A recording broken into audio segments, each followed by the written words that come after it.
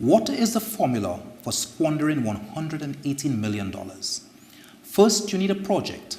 In this case, the rebuilding of a burnt-out wing in a hospital. Then you need a totally inexperienced team comprising a project consultant, a project manager, and 2 main contractors. Then, to ensure there is no oversight, you elect 2 blind ministers of economic development who also happen to be prime ministers and ministers for finance. To balance out the equation, you commence work without the requisite planning approval. You ensure there is no defined scope of works, and you provide the project manager and team with a totally blank check. The coefficient of such a perplexing equation is the St. Jude reconstruction project. Tonight, we investigate what many have described as the greatest financial affliction which has plagued St. Lucia for 8 consecutive years. Untold Stories presents St. Jude, the patron saint of lost causes. From the onset, the construction of this hospital was a comedy of errors. During World War II, the American government decided to build a hospital in the Santa Cruz Valley in Trinidad and Tobago. Bewilderingly, huge shipments of prefabricated material, plus a highly specialized team of workmen, engineers, plumbers, and electricians landed in St. Lucia and commenced construction on what was then the Beanfield Military Hospital.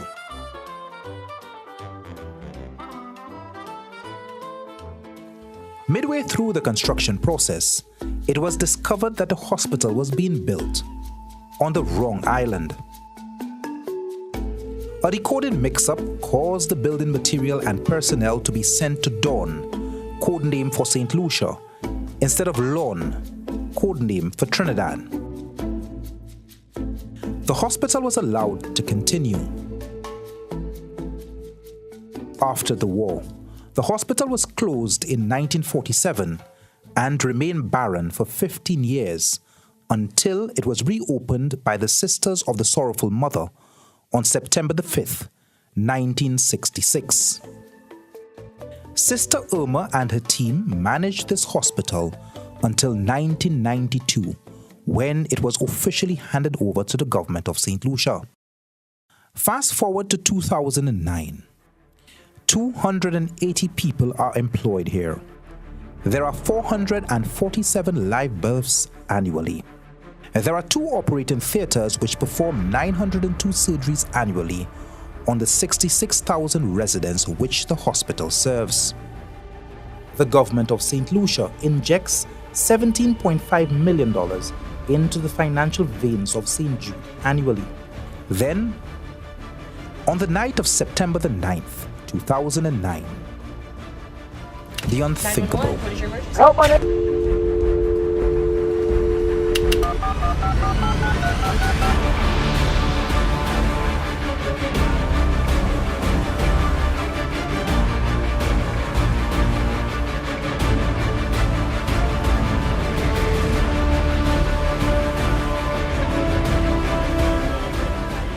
The fire, which ignited from an electrical source in the technical wing of the hospital, quickly spread to several other parts of the building.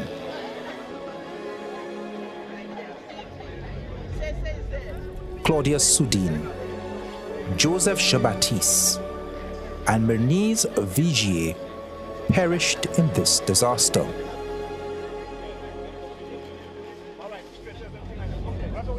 In 2009, the United Workers' Party was in power.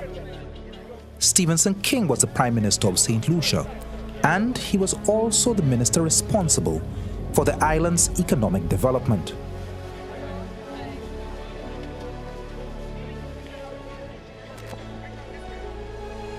The scene was almost chaotic. In fact, what was happening then was that nurses, doctors, hospital workers, citizens, residents from the community were all out attempting to rescue whoever they could have rescued and to bring them to a safe location. Cyril Donnelly, a longtime friend of Prime Minister King, was summoned from the night of the fire. When I reached here after I got a call from government official. This main building in front of us, which is called Surgical, was completely on fire. And there were people all over the place.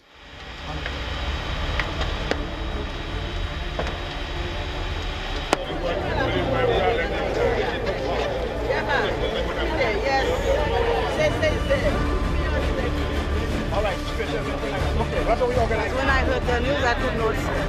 So I had to get up and come up to St. Jude to see what's going on. While the fire services were undertaking a tremendous job at controlling the fire, immediately the discussion was, what next? You are the person in charge of finance at that time. Mm-hmm. You see the destruction, and now your mind starts to juggle back cost of putting it back up.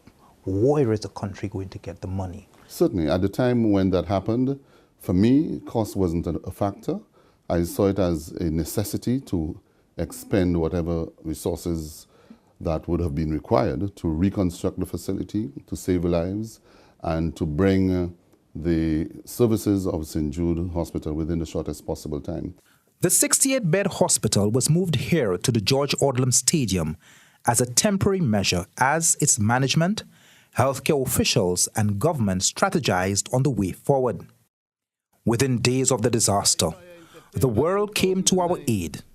The Library Credit Union, at a brief presentation, handed over $100,000 to the institution for the purchase of an endoscopy equipment. I think this contribution from the Red Caps at the airport is... St. Lucia Toronto Association donated 18 high-quality long-term care hospital beds and some disposable medical supplies. A check was presented to St. Jude's Hospital on Thursday.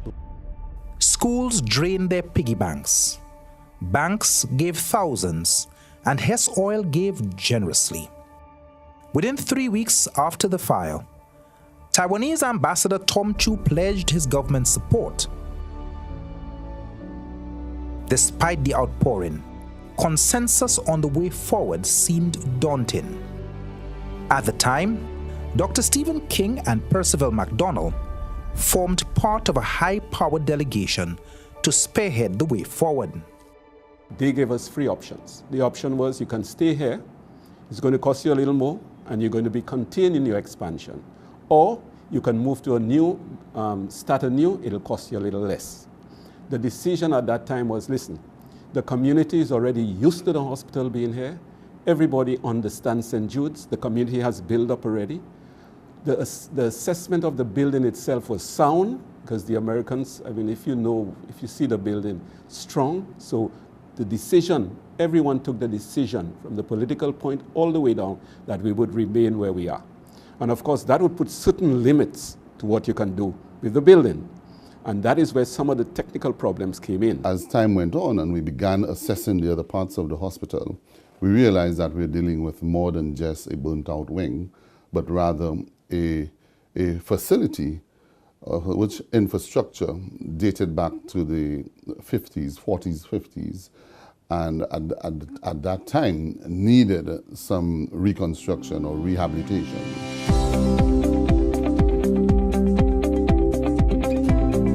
The story of the St. Jude reconstruction, in my view, is one of people with good intention, but sometimes the aspiration takes us a little too far ahead of ourselves, beyond our reach. Say it so simple folks like me could understand. That was a big sentence. That was a big sentence. I think that we all wanted to ensure that we got the best hospital that we could get in the South. And people, clearly we were all not only thinking technically, but also thinking somewhat emotionally, because the tragedy was fresh in our minds. And there was a lot of emotion, I think, that colored our decisions at the time as well.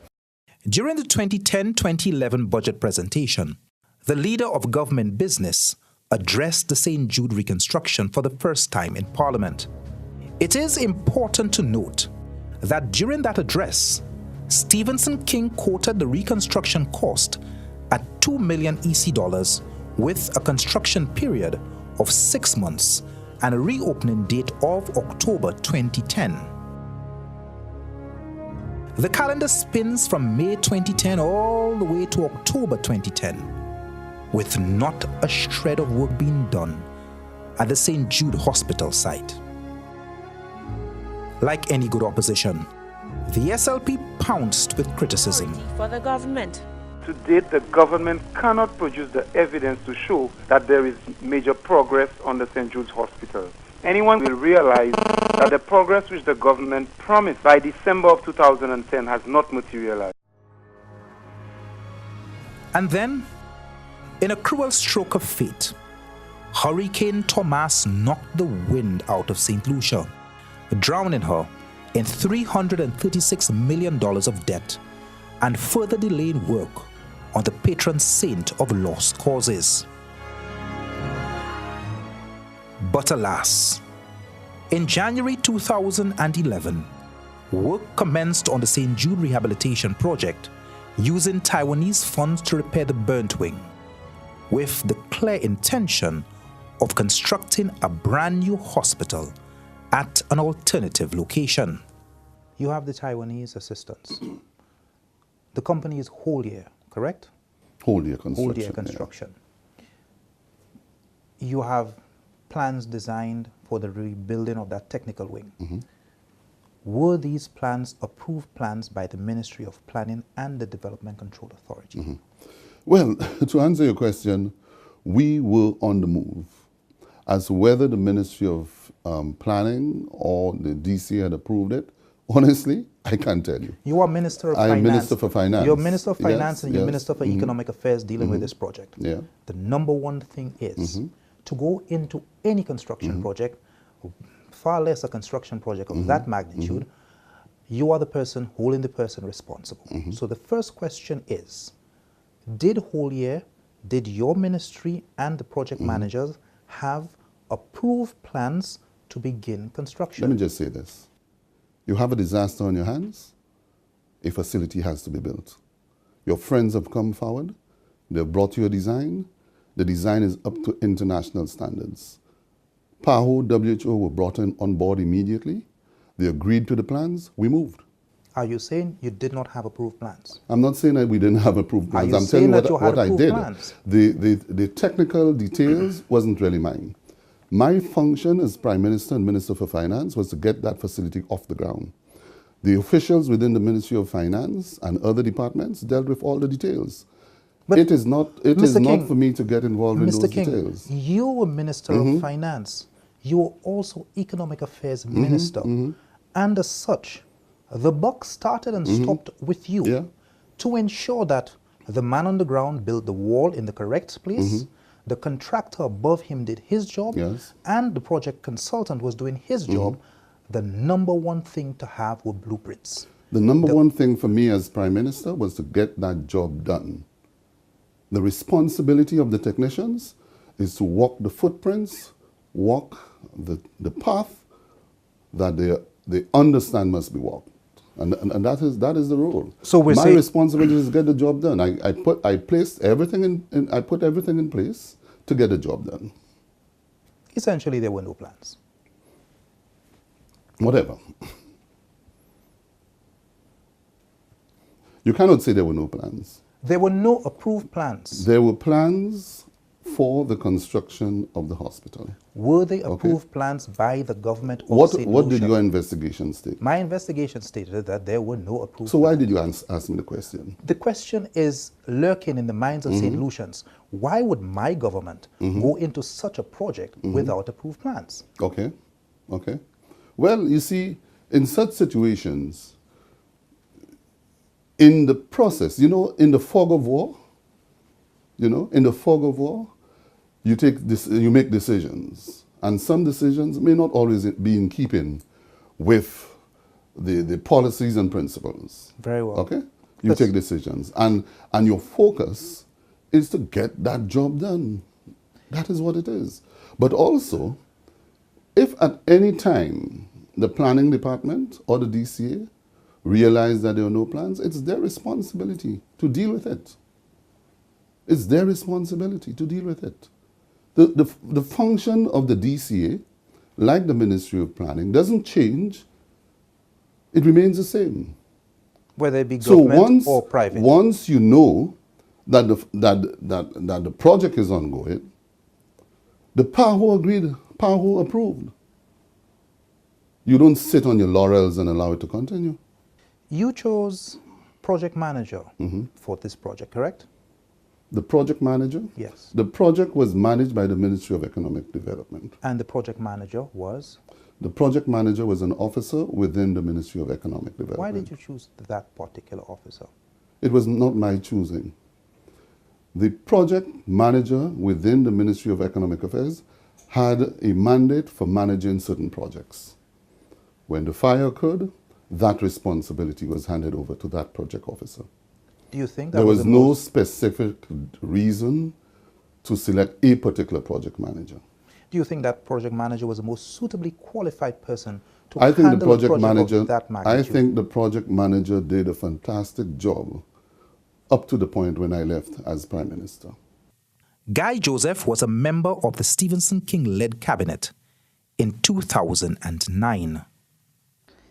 I was very uncomfortable with the project manager, and I did voice openly my concerns about the choice of project manager given what I had learned that had transpired on the previous projects, and I stated my serious objections to the then appointed project manager. And I was not the only one who was opposed to it. There were a number of other cabinet colleagues who were at the time opposed to the choice of person to be the project manager. If you and your cabinet colleagues disapproved of Shanta King, why do you think the leader of government business went ahead against your wishes? That is a question you would have to ask the leader of government business. I cannot state all of the reasons. I don't think it was a choice of just the Minister of Finance at the time. I think technocrats within the Ministry of Finance was advising to go in that particular direction. Why did you choose Halcro Construction Company? Halcro Construction Company was selected again by the Ministry of Finance. They looked at a number of companies based on their past experiences, based on the reputation, the credibility, their own performance, and we concluded that we should go with Halcro. From your research, sir, did Halcro build any hospitals in the lifespan of this firm? I cannot attest to the fact that Halcro built any hospitals. What I can attest to the fact is that Halcro has a number of successful projects that they've implemented the world Buildings? over. A number of projects they have executed throughout the world. My research shows that Halcro has not built one hospital to date. Halcro has not built a hotel to date. With the responsible guidance of PAHO, WHO, we expected to have a hospital built to the standard that we're looking for. And your project consultant was Halcro? The consultant was Halcro, yes. And remember, we're not building a new hospital. We were renovating or reconstructing what existed before. It is then the responsibility of the project consultant to come up with the designs and to pass on these designs to a contractor who will execute the designs as per PAHO standards and accreditation standards. Between 2009... The designs were done by the Taiwanese. They were reviewed, and those designs were approved with the involvement of PAHO. Okay. Now that's the first leg of the project, which was executed by Holdier, and the contractor was Cyril Donnelly. Contractor was Cyril Donnelly. Yes. Second question is, why did you single-handedly choose Cyril Donnelly to work with Holdier Construction to execute that project? A number of contractors were considered. A number of contractors were presented, rather. We looked at contractors who had a track record of efficiency and capability. and quality of work. And Cyril Donnelly stood out as one of the better ones. I'm not saying he's the best, but I'm saying he was from your one of the better research, ones. have any experience in building hospitals? Well, I guess if we need to go along those questions and to ask who had experience in building hospitals, etc., we'd probably have to go to the United States and get a contractor with the expertise. You're talking about a hospital that got burnt on a night, a nation in panic, and the need to have a new facility built to meet the needs of the people. Okay? And it was to rebuild that facility in accordance with the footprints that existed. And therefore, to decide that to rebuild a facility that existed, almost in its entire, its identical setup, I'm not too sure that you really want to talk about who has experience, who doesn't have experience. To build a facility of that nature, considering where we were, your plans to improve it for the people of the South, and considering our meager resources at the time. Remember, you as Minister of Finance, it is your responsibility to find the roundest pegs to put in that round hole. And in your mind, Cyril Donnelly was the roundest peg, correct? I agree with you that we did examine a number of contractors. We came up with a contractor that we believed, based on his experience, his proven track record, that he was a suitable candidate for the job. Many people believe that Cyril Donnelly was hand-delivered a project worth, to him, $48 million, simply because he was a United Workers' Party supporter, and he had been for many years as the purse of the United Workers' Party. They believe that he was hand-delivered that project. You as Prime Minister... I wouldn't agree with you, sir. I wouldn't agree with you, sir. I wouldn't agree with you. I told you exactly the basis upon which Cyril Donnelly was selected. By April 14th, 2011, the scope of works had changed once again, and the milking of the national purse had officially commenced. Further to this plea of $23.7 million, Stevenson King assured St. Lucia that this project would be completed by March 2012. We will construct a new... Coming up in the series, more money is borrowed, and Cyril Donnelly is fired.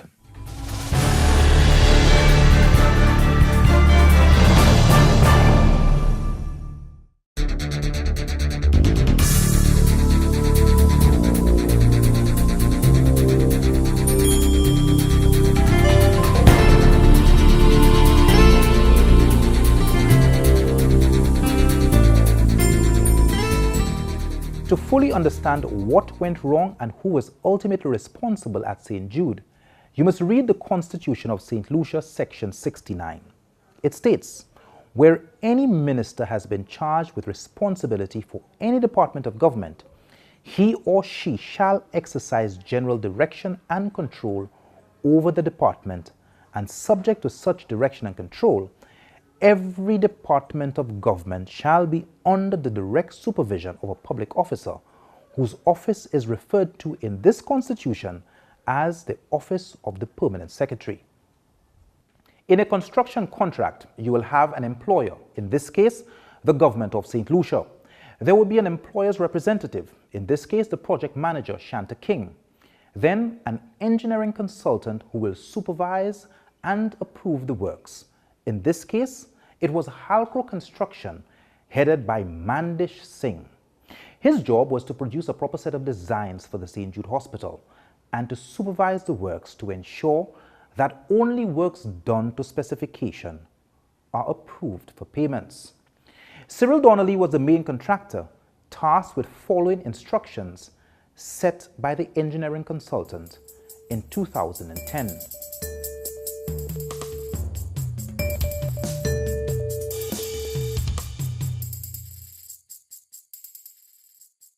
In the beginning, when Holyer was tasked with the rehabilitation of the burnt building, were there clear plans and guidelines as to what you should do, and were these plans approved? To be honest with you, whole year, the time of whole year, it was more like the structures work. And every now and then, the consultant of the project would come with some sketch, which they'll ask you to put this partition in the morning. Let's say on a Monday or Tuesday morning, you'll get some work program. And by 2 o'clock in the afternoon, when you have set all your profile, starting to put blocks, you'll get a call, hold on that. And you will put to hold for at least 2 weeks. They'll send you somewhere else.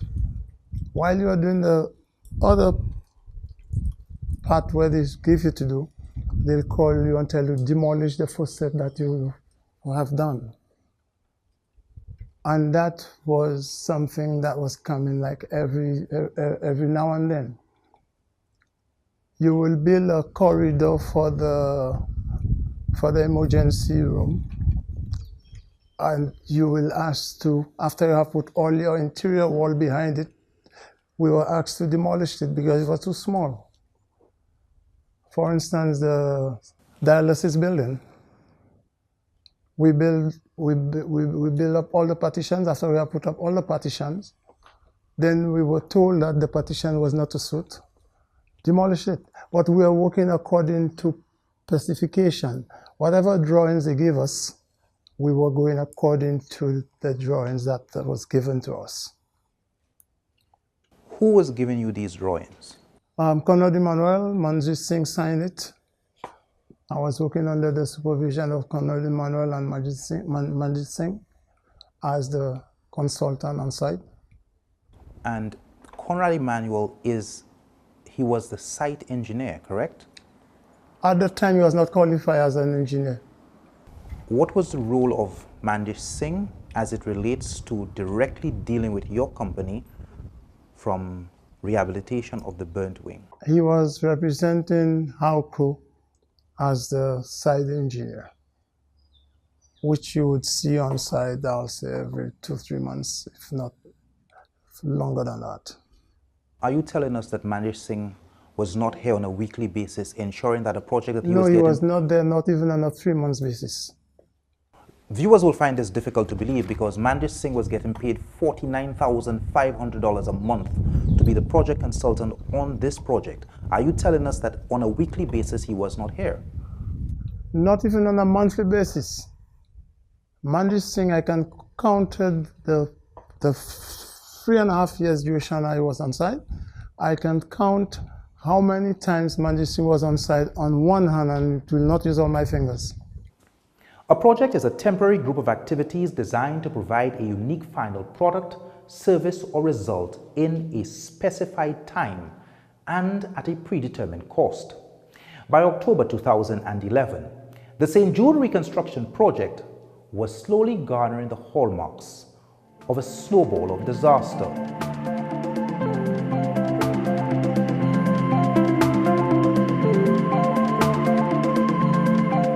Did you visit that site? I visited on several times. What did you see?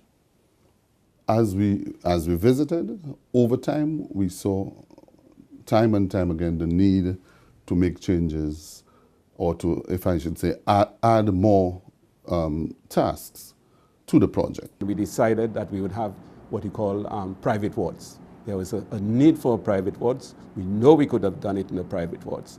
Then you talk about the cafeteria. People always one thing, we would imagine we could get some funds from that. So all that came up, and gradually, as the technical people met, the own technical people from the hospital met, they came with some ideas, and we tried to incorporate that so that we have a well-balanced hospital and functional hospital. Mr. McDonald, can you see the hallmarks right then of a disaster in waiting? You were saying that gradually, as this was being done, everything was being, ideas were coming in. Mm-hmm. But from the very beginning, they had an idea, or the idea was there as to how that hospital would be maintained or how it would be developed. But with any project of this magnitude, there must be a clear plan, financing, contractors. Correct. Everything must be sorted out and be approved by planning and the Development Control Authority just the same as you'll be building a house. That's correct. And post that period, then you have the execution phase. Hearing you tell it, there was a metamorphosis of the construction process. Not necessarily, because basically, as I said, there was a technical committee that met at least once a month. Everything was being done, and as far as I'm concerned, the plans were being done, and they were brought forward. I would expect, and I know that they were presented to planning, and that is where I have a problem, as when I hear that planning knew nothing about it. The decision was, well, let us change the asbestos roof. And then the thinking goes like this: well, if you're going to change the roof, why don't we look at renovating the hospital to make it more efficient and functional and modern? And then we say, oh yes, that's a good idea. And the medical schools are down there, so we want to incorporate medical education into the school. So why don't we build an auditorium so that we could have lectures and classes? And by the way, you know, we never really had a very good outpatient area, so why don't we can renovate the outpatient area? So when you get into these kinds of discussions, Dale, you can see how rapidly you begin to develop a far more grandiose plan, which is what we did. There was scope creep. There was scope creep. Could you define scope creep, please? The University of the West Indies should highlight St. Jude's as a case study in cost creep and project creep. I think it goes down in history as one of the most fascinating subject matter in the issue of scope creep, as well as cost creep. Right. This project was evolving and metamorphosis was occurring. It was shape changing from, I mean, if you talk about change a caterpillar into a butterfly, I think it reversed. It probably started off as a butterfly and ended up as a caterpillar. So you saw a project that was constantly moving and shaping and shifting. And as a result of that, it is reflected in what was seen in the budgetary allocations and in the budgetary presentations that we saw. It is impossible for 6 consecutive years a Minister of Finance can come to the people of St. Lucia and to say to them, this project is going to finish in this financial year. The question is, are those persons who have been assigned to the project, do they have the experience in building a hospital? And the answer would be a resounding no. That's the beginning, that's the genesis of the problem. That if I am the project manager and I have been given a proposal by a consultant for the construction of a hospital, I want to see the persons that have been outlined in the document, I want to see their levels of experience in that particular field. That is where the first mistake came about. Because as far as I'm aware, the principal players that on that particular project, they have never been involved in a hospital construction activity.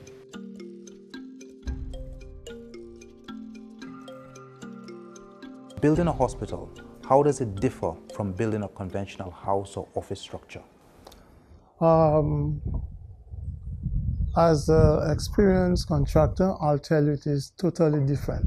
Because building a hospital, you have to know the size of the certain equipment that will be going in and have to pass through the doors. You have to know what direction, on which side you will have a wall and where you will have doors or windows. Building a hospital, it is not a place where you will do things at your choice. You have to do things at what's required. And because of that, I believe lack of certain experience from certain people, a person that was responsible for the project, quite a lot of building and demolish took place on site.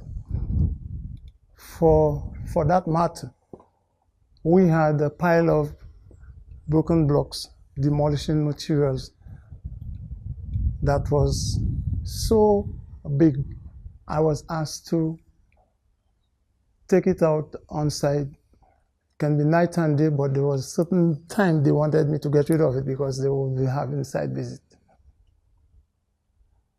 It was that bad. But Mr. Donnelly, how does an experienced contractor get into a situation where he builds a wall at the cost of taxpayers' money, yes, to specifications Yes.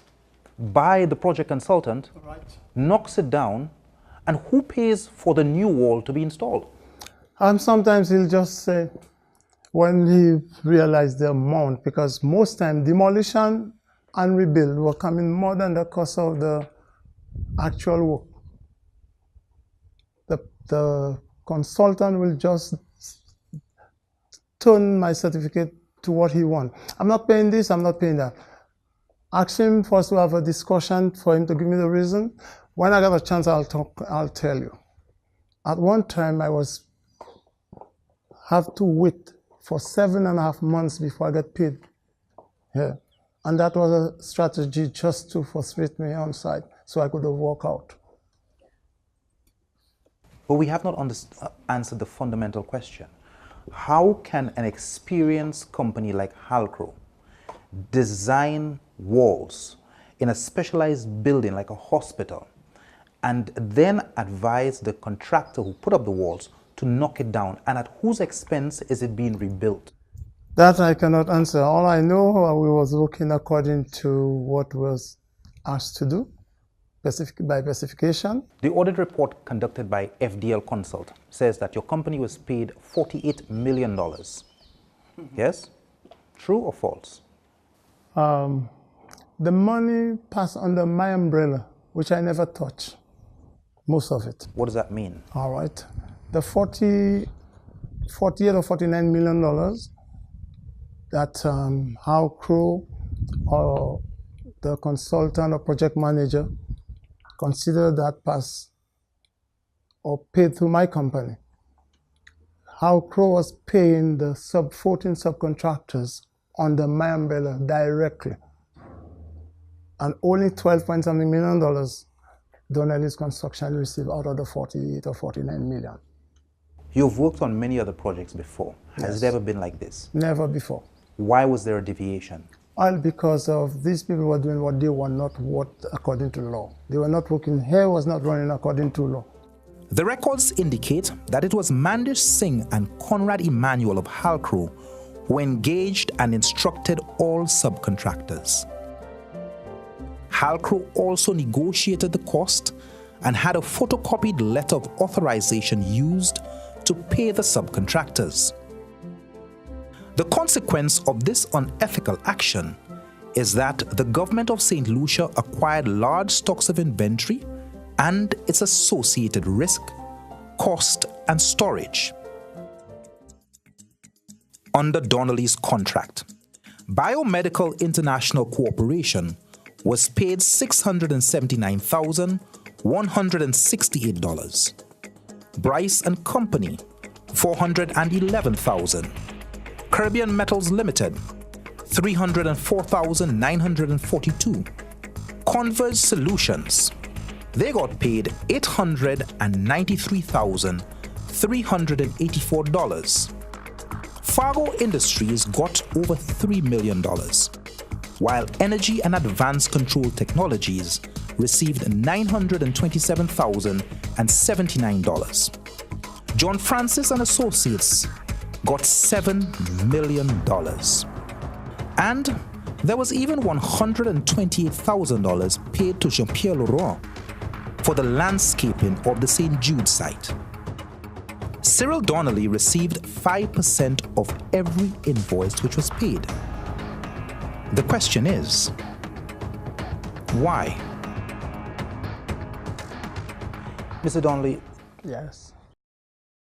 The selection of the subcontractors was your responsibility, correct? It was supposed to, but not. But how the consultant will bring who they want, when they want, how they want. But you were the one who had to work with them. Yes. And the quality of their work also reflects the quality of your work. Yes. At any point in time, did you put up opposition to any of the subcontractors working under your firm? Were you comfortable with them all? I will say yes, because I know how to adjust myself. There was never a problem between my company and the subcontractors. Were you comfortable with the amount of money paid under your contracts to the subcontractors through the project consultant? That I will not, I had no say in that. They will just, I'll just see a certificate for $400,000, $280,000, $175,000, $600,000 for Tom, Dick, or Harry.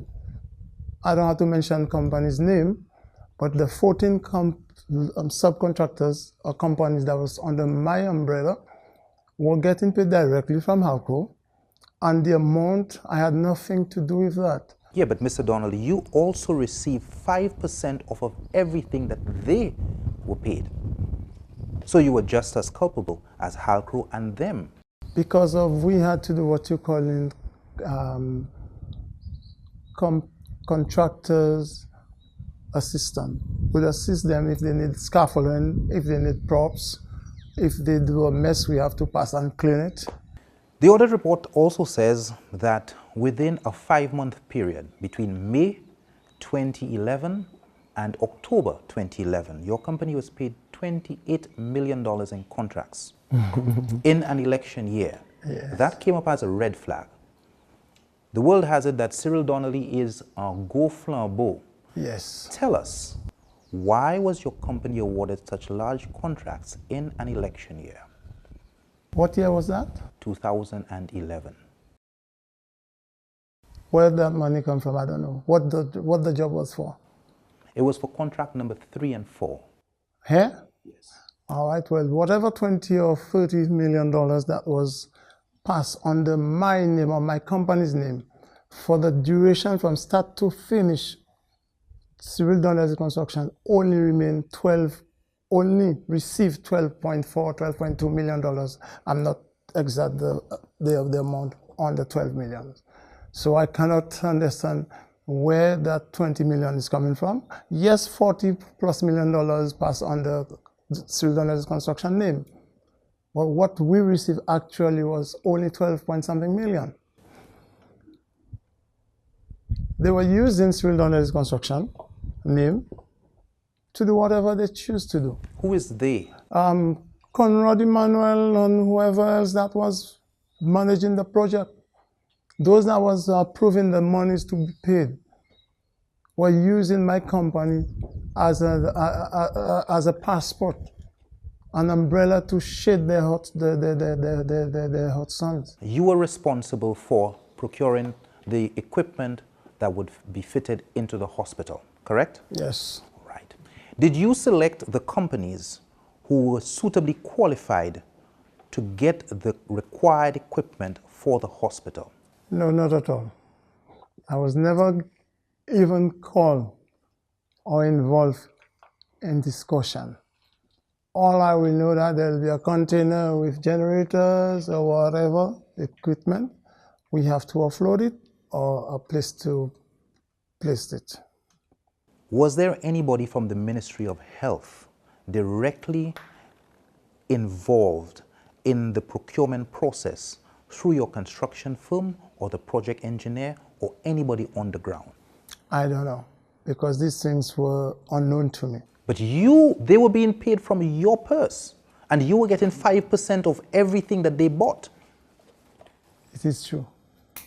But the project here was going according to how the project manager and the consultant want, not according to construction rules. Under your contract, $127,000 odd, I believe around that figure, was paid for landscaping at St. Jude construction site.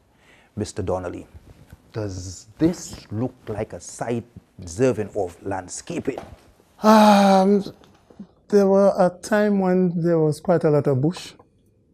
A company came at least once or twice, spending about, I'll say, a week each time to cut down the bush. I don't know at what cost they did it, because I was never told, neither involved. But you got 5%.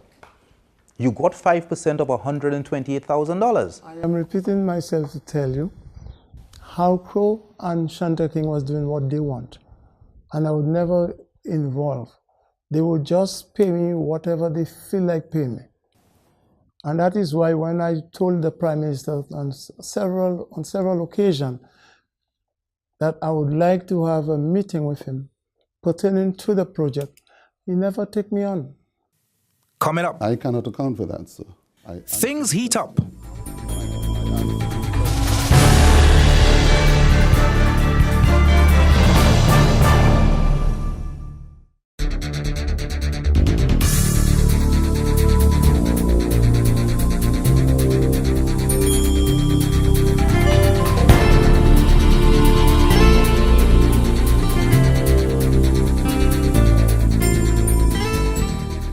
During the research phase for this documentary, Untold Stories spoke with Irma Louis, who was the accountant for the Ministry of Economic Development, who admitted being bewildered as to the anomalies with the payment arrangements.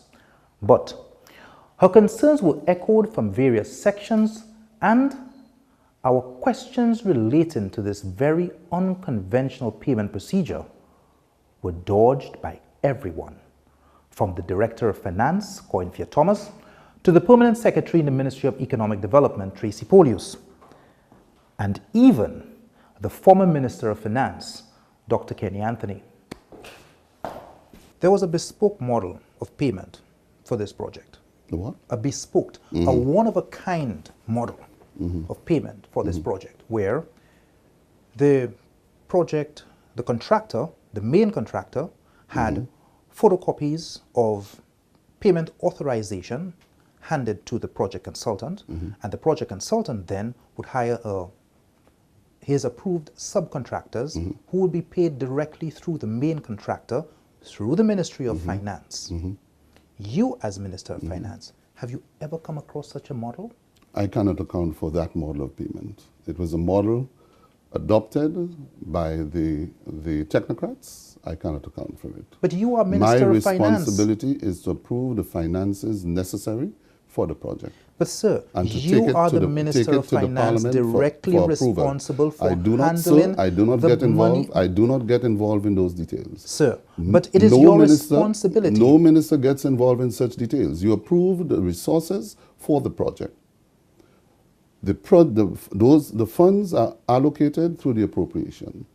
Once that is done, it is the responsibility of the accounting officer within the department to ensure that all the checks and balances are put in place. But I don't get involved in those details. Sir, but can I tell you that the Constitution of St. Lucia gives you that responsibility and these powers? Oh yes, and it does. But I don't get involved in those details. There are technicians whose responsibilities include ensuring that they conform to the Finance Act.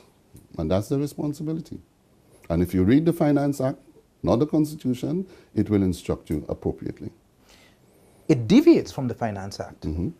That bespoke model of payment deviates from proper project management and it deviates from the Finance Act. And we've established that.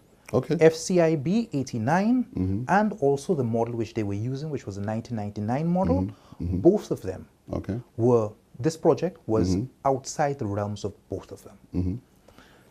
As Minister of Finance, how were you not able to ensure that the cost for repairing this hospital, wing by wing, there was adequate supervision from your office to the Permanent Secretary for Economic Affairs, the project manager, right down the line? It is your responsibility because the buck starts and stops with you. All measures were put in place, sir. All measures were put in place. There was a consultancy group, HALCRO. There was a project manager appointed to manage the project with the consultant, and of course the Ministry of Finance providing the necessary oversight. Players were so involved, Mr. King. How were we able to order millions of dollars worth of equipment? I cannot account for that, sir. That did not meet the specifications of that particular hospital. I cannot account for that, sir. I answered your question. How could we have my answer to your question is that stuff? all of the stakeholders were involved in the process. Okay. I cannot account, I do not get involved in details within any ministry. I don't instruct myself. I don't advise myself. I don't get involved in procurement. I don't get involved in technical issues. I'm a policy maker. You approve the payments for these projects. As the person approving the payments to these projects, do you have a microscopic view of why the people of St. Lucia, through you, are paying these monies for a particular task? And more importantly, is the task that they're paying for accomplished? There are systems in government which deals with all of that.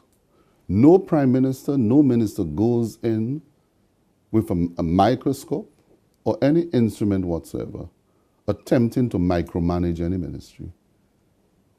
We all have our responsibilities. For 5 years, you were in opposition. Yeah. Looking back at this, was there anything that you thought you could have done differently? Looking back?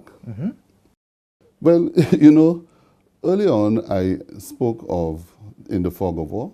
We all look back sometimes and say, we could have done it differently. We could have said, let us hold back and wait. Let us wait until the hospital, professional, proven hospital designers get here. Let us hold back until we get a contractor who has a track record of building hospitals in the EU and in the North America. Let us hold back and make sure we get the biomedical engineers who can come in and give us all of the perfect designs and get the perfect institution built. We could have said that. We could have said that. But you know, in a time of disaster, we do what we can possibly do to bring things back to normal. Do you believe that you succumb to public pressure to go the wrong way? Absolutely not. Absolutely not. And do you believe that the way that you did it was the textbook way to do it and the correct way? Absolutely not, sir. I didn't succumb to public pressure. I didn't succumb to pressure. Absolutely not.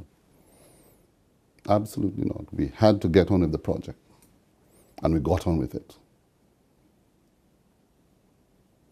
Even if it was not the international way, even if it was not the proper procurement way? This is your perception.